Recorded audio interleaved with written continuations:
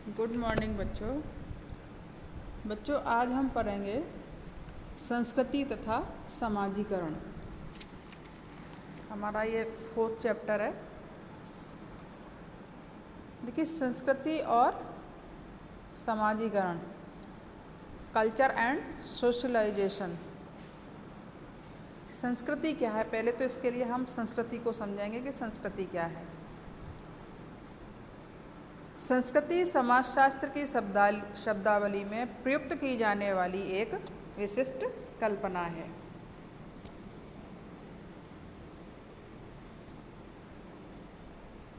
Sorry बच्चों, ये देखिए, समाजशास्त्र में संस्कृति को किस रूप में देखा जाता है? समाजशास्त्र में संस्कृति को सीखे हुए व्यवहार प्रतिमान तथा समाज की अपनी व्यवहार प्रतिमानों तथा सामाजिक विरासत के आधार पर समझाने का प्रयास किया जाता है। यानी व्यवहारिक रूप से इसको और जो विरासत में हमको मिलती है उसके आधार पर इसको समझाने का प्रयास किया जाता है। प्रत्येक समाज की अपनी भिन्न संस्कृति होती है और संस्कृति में समाजशास्त्रियों की रुचि इसलिए है क्योंकि संस्कृति तथा सांस्कृतिक परिवर्तन समाज और संस्कृति परिवर्तन को प्रभावित करते हैं। इसलिए संस्कृति की संकल्पना, इसके आयामों तथा भेदों का अध्ययन समाजशास्त्र की विषय वस्तु में सम्मिलित किया जाता है। संस्कृति है क्या? संस्कृति पीढ़ी दर पीढ़ी हस्तांतरित होती है। यानी हमने अपने पेरेंट्स से सीखा, हमारे पेरेंट्स ने अपने पेरेंट्स से सीखा। जो चीज़ें होती हैं हम पीढ़ी दर पीढ़ी उनको हैंड ओवर करते आते हैं। हम अपने बच्चों को सिखाएंगे, हमारे बच्चे अपने बच्चों को सिखाएंगे, तो इसी तरह से हमारी संस्कृति चलती रहती है। तो यानी ये पीढ़ी दर पीढ़ी हस्तांतरित होती है। प्रत्येक संस्कृति, प्रत्येक पीढ़ी ने अपने पूर्वजों से ज्ञान एवं कला का और अधिक विकास किया। अन्य शब्दों में कहें तो प्रत्येक पीढ़ी ने अपने पूर्वजों के ज्ञान को संचित किया और इस ज्ञान के आधार पर नवीन ज्ञान और अनुभव का भी अर्जन किया। यानी जो ज्ञान था वो तो उन्होंने लिया ही, साथ में अपना ज्ञान भी उसमें जोड़ दिया। इस प्रकार के ज्ञान व अनुभव के अंतर्गत यंत्र, प्रविधियाँ, प्रथाएं सब कुछ आता है इसमें। देखिए, यंत्रों में भी कितना विकास हो गया है। पहले कहाँ एक साइकिल का क्या रूप हुआ करता था, आज साइकिल कहाँ से कहाँ पहुँच गई। पहले प्लेन का क्या रूप था, अब एरोप्लेन, कितना उसमें चेंजेस आ गए हैं। आप आयुध ले लीजिए, हथियार ले लीजिए, टैंक ले लीजिए, किसी भी क्षेत्र में आप ले लीजिए, तो प्रथाएं भी हमारी चेंज हुई हैं। विचार और मूल्य आदि आते हैं संस्कृति के अंतर्गत। ये मूर्त और अमूर्त वस्तुएं संयुक्त रूप से संस्कृति कहलाती हैं। यानी मूर्त और अमूर्त ये दोनों ही वस्तुएं हमारी क्या कहलाती हैं? संस्कृति कहलाती हैं। वर्तमान पीढ़ी ने अपने पूर्वजों तथा स्वयं के प्रयासों से जो अनुभव और व्यवहार सीखा है वही संस्कृति है। देखिए, मैकाइवर और पेज कहते हैं कि संस्कृति हमारे दैनिक व्यवहार में कला, साहित्य, धर्म, मनोरंजन और आनंद में पाए जाने वाले रहन सहन और विचारों के ढंगों में हमारी प्रकृति की अभिव्यक्ति है। ये मैकाइवर पेज ने इसकी परिभाषा दी है। अब देखिए, संस्कृति की परिभाषा क्या है?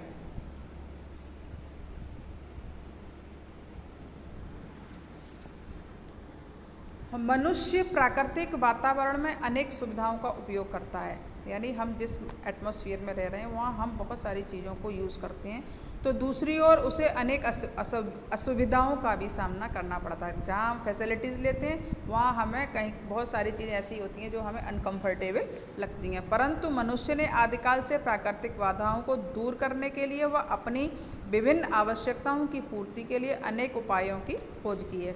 यानी जो प्राकृतिक समस्याएं हैं, आंधी, तूफान, बाढ़, तमाम तरह की प्राकृतिक आपदाएं हों, उनको दूर करने के लिए और अपनी ज़रूरत की जो चीज़ें हैं उनके लिए उन्होंने उपाय की खोज की है। इन खोजे गए उपायों को मनुष्य ने आगे आने वाली पीढ़ी को भी हस्तांतरित किया है। यानी जो वह नई चीज़ें खोजता है तो वो उसमें उसको सुविधा अधिक लगती है, तो वो आने वाली पीढ़ी भी उसको स्वीकार कर लेती है और इस तरह से वो पीढ़ी दर पीढ़ी चलती रहती है। प्रत्येक पीढ़ी ने अपने पूर्वजों से प्राप्त ज्ञान और कला का और अधिक विकास किया अन्य शब्दों में अगर कहा जाए तो प्रत्येक पीढ़ी ने अपने पूर्वजों के ज्ञान को संचित किया है और इस ज्ञान के आधार पर नवीन ज्ञान और अनुभव का भी अर्जन किया है। ये हमने आपको पहले भी अभी समझा चुके हैं। देखिए इसमें कुछ यहाँ परिभाषाएं दी हुई हैं, जो आपको ठीक लगें उनको आप लर्न कर लें। कम से कम 3-4 परिभाषाएं तो आप देखें ही। अब देखिए संस्कृति की प्रमुख विशेषताएं क्या हैं।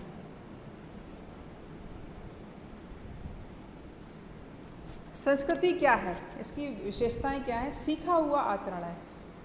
क्लियर अभी किया है कि हम जो चीज़ें सीखते हैं और उनको आगे हस्तांतरित करते हैं, उसमें अपना नया ज्ञान भी जोड़ देते हैं। यही क्या है, सीखा हुआ हमारा व्यवहारिक संस्कृति कहा जाता है। व्यक्ति सामाजिकरण की प्रक्रिया में कुछ न कुछ सीखता ही रहता है। ये सीखे हुए अनुभव, विचार, प्रतिमान आदि ही संस्कृति के तत्व होते हैं। इसलिए संस्कृति को सीखा हुआ व्यवहार कहा जा सकता है। बाल कटवाना, लाइन में खड़ा होना, अच्छे कपड़े पहनना, अभिवादन करना, नाचना, गाना आदि कैसे व्यवहार नहीं, ये सीखे हुए व्यवहार के उदाहरण हैं। इन्हें हम अपने बच्चों को सिखाते हैं और वो अपने बच्चों को सिखाते हैं। इस तरह से पीढ़ी दर पीढ़ी चलता रहता है। संस्कृति मानवीय होती है।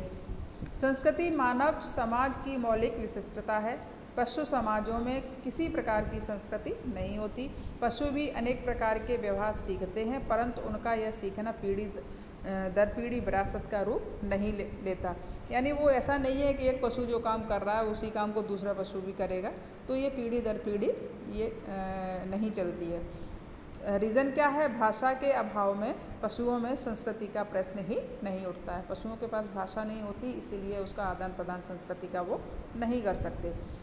संगठित प्रतिमान, संस्कृति में सीखे हुए आचरण संगठित प्रतिमानों के रूप में होते हैं। संस्कृति में प्रत्येक व्यक्ति के आचरणों की इकाइयों में एक व्यवस्था और संबंध होता है। किसी भी मनुष्य का आचरण उसके पृथक पृथक आचरणों की सूची नहीं होता है। यानी कि जैसे एग्जाम्पल के तौर पे आप समझ सकते हैं कि बच्चा परिवार में जन्म लेता है। परिवार में उसे प्रारंभ से ही उसकी संस्कृति का ज्ञान कराया जाता है। बच्चे को बोलना, चलना, फिरना, व्यवहार करना आदि ऐसे प्राथमिक आचरण हैं जो आजीवन चलते हैं। हमारे मस्तिष्क में इन सब वर्गों के व्यवहारों की जो एक संगठित रूपरेखा है, उसी को भी हम प्रतिमान कहते हैं। अब देखिए हस्तांतरण की विशेषता। संस्कृति में एक विशेषता होती है कि उसको हस्तांतरित किया जा सकता है। संस्कृति एक पीढ़ी से दूसरी पीढ़ी में हस्तांतरित हो जाती है। संस्कृति का अस्तित्व हस्तांतरण के कारण ही स्थायी बना हुआ है। यानी स्थायित्व इसीलिए है क्योंकि वो कंटिन्यू इसीलिए चलती रहती है क्योंकि वो एक पीढ़ी से दूसरी पीढ़ी को हैंडओवर कर दी जाती है। हस्तांतरण की यह प्रक्रिया निरंतर होती रहती है। संस्कृति का हस्तांतरण माता पिता, वयोवृद्ध, अध्यापकों आदि के द्वारा होता है। इस प्रकार संस्कृति की यह एक विशेषता है कि यह युगों से हस्तांतरित होती आई है। परिवर्तन, पार्थिव तथा अपार्थिव दोनों तत्वों का विद्यमान रहना। इसमें दोनों तत्व रहते हैं, पार्थिव और अपार्थिव। ये दोनों ही तत्व संस्कृति का निर्माण करते हैं। पार्थिव स्वरूप को हम आचरण या क्रिया कह सकते हैं, जिन्हें छुआ न जा सके, देखा न जा सके, जिनका कोई स्वरूप नहीं है। जैसे बोलना, गाना, अभिवादन करना, इन चीज़ों को हम छू नहीं सकते। केवल क्या है, ये व्यवहारिक हैं, इनको हम महसूस कर सकते हैं। जिन पार्थिव या साकार वस्तुओं को मनुष्य सृजन करता है वे पार्थिव तत्वों में आती हैं। जैसे रेडियो, मोटरसाइकिल, जितनी इलेक्ट्रॉनिक चीज़ें हैं या जितनी वस्तुएं हमें दिखाई देती हैं वो सब इसके अंतर्गत आती हैं। परिवर्तनशीलता, संस्कृति सदा परिवर्तनशील रहती है। इनमें परिवर्तन होते ही रहते हैं। ये परिवर्तन चाहे धीरे धीरे हों या आकस्मिक रूप से। संस्कृति मनुष्य की विभिन्न प्रकार की आवश्यकताओं की पूर्ति की विधियों का नाम है। यानी विभिन्न प्रकार की मनुष्य की जो आवश्यकताएं होती हैं वो इसी के माध्यम से पूरी होती हैं। समाज में परिस्थितियां सदा एक सी नहीं रहती, उनमें परिवर्तन होता रहता है। इसलिए आवश्यकताओं की पूर्ति की विधियां में भी परिवर्तन करना पड़ता है, क्योंकि जैसी मनुष्य की आवश्यकता होगी वैसी विधियों में परिवर्तन करना पड़ेगा, तभी लाइफ सुचारू रूप से चल पाएगी। आदर्शात्मक, संस्कृति में सामाजिक विचार, व्यवहार, प्रतिमान आदि आदर्श रूप में होते हैं। इनके अनुसार कार्य करना सुसंस्कृत होने का प्रतीक माना जाता है। यानी जो हम अपनी संस्कृति के हमेशा उदाहरण दिए रहते हैं, जो संस्कृति के हिसाब से जो कार्य करता है उसको कैसे सभ्य और सुसंस्कृत माना जाता है। सभी मनुष्य संस्कृति के आदर्श प्रतिमानों के अनुसार अपने जीवन को बनाने का प्रयास करते हैं, इसीलिए संस्कृति की प्रकृति आदर्शात्मक होती है। यानी हम लोग अपनी कहते हैं ना, हमें अपनी संस्कृति अपनानी चाहिए, हमारी संस्कृति में ये नहीं है, हमारी संस्कृति में वो नहीं है, इस तरह के हम लोग कहते रहते हैं। तो आदर्श उसी को माना जाता है जो अपनी संस्कृति के अकॉर्डिंग चलता है। सामाजिकता का गुण। संस्कृति का जन्म समाज में तथा समाज के सदस्यों द्वारा होता है, इसीलिए यह कहा जाता है कि मानव स्वयं अपनी संस्कृति का निर्माता है। इसका निर्माण कैसे होता है? समाज के सदस्यों के द्वारा होता है, इसीलिए मनुष्य अपनी संस्कृति का निर्माता खुद होता है। मानव समाज के बाहर संस्कृति की रक्षा नहीं हो सकती। पशु समाज संस्कृति विहीन होता है, यानी मानव समाज के बाहर यानी मनुष्य समाज में ही संस्कृति होती है और उसके अतिरिक्त संस्कृति नहीं पाई जाती। पशुओं में संस्कृति नहीं होती है, इसका रीज़न ये है कि उनमें भाषा का अभाव रहता है। विभिन्नता।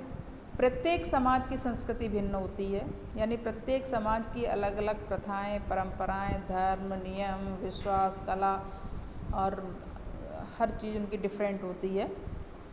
तो संस्कृति में भिन्नता के कारण ही विभिन्न समाजों में रहने वाले लोगों का रहन सहन, खान पान, गुण, विश्वास, रीति रिवाज आदि सब कैसे होते हैं? भिन्न होते हैं, क्योंकि उनकी संस्कृति हमसे भिन्न है।